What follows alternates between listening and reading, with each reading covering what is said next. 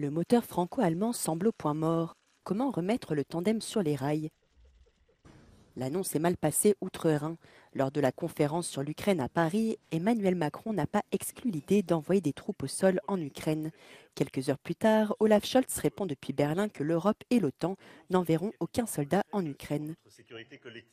Oftmals wird gesagt, die Schwelle, ab der man als Konfliktpartei dann wahrgenommen wird oder gilt, ist, wenn man tatsächlich auf dem Territorium agiert. Das ist natürlich für Deutschland ein rotes Tuch, wo man ja so große Angst davor hat, zur Kriegspartei erklärt zu werden von Wladimir Putin. Autre pomme de la discorde, les livraisons d'armes à Kiev.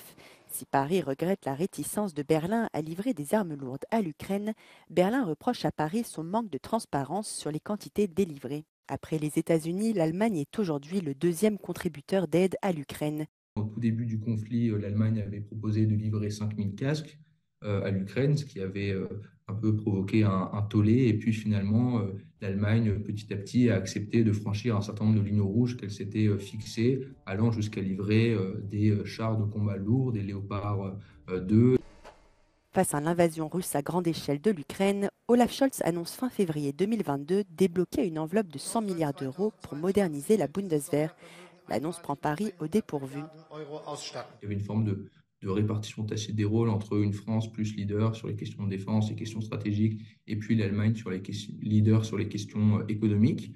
Et on voit bien que cet équilibre est aujourd'hui fragilisé avec les ambitions allemandes sur les questions de défense. Autre épine dans le pied de la relation franco-allemande, le projet de bouclier antimissile européen European Sky Shield Initiative.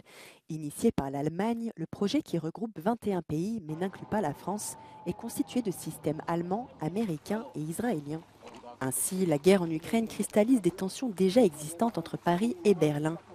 Dans l'esprit allemand, on ne peut pas concevoir de défense européenne sans envisager un partenariat étroit avec les États-Unis. Dans l'esprit du président de la République, souveraineté européenne, c'est souveraineté européenne.